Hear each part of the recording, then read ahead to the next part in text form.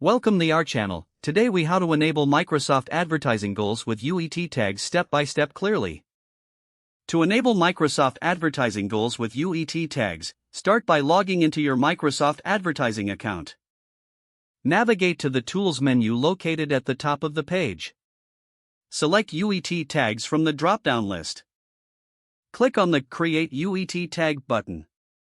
In the dialog box, provide a name for your UET tag. Optionally, add a description to help identify its purpose later. Click the Save button to create the tag. Once the tag is created, you will see a unique conversion tracking code.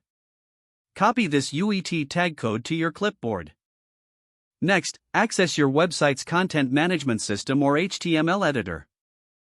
Place the UET tag code in the header section of your website. Ensure it is included on every page where you want to track user actions. Once the tag is implemented, return to your Microsoft advertising account. Go to the Conversion Tracking section. Click on Goals to create a new conversion goal. Select the UET tag you just created from the list. Define the type of conversion goal that aligns with your business objectives. Fill in all the necessary details, such as goal name and value. Save your changes to finalize the goal setup. Your Microsoft advertising goals are now enabled with UET tags.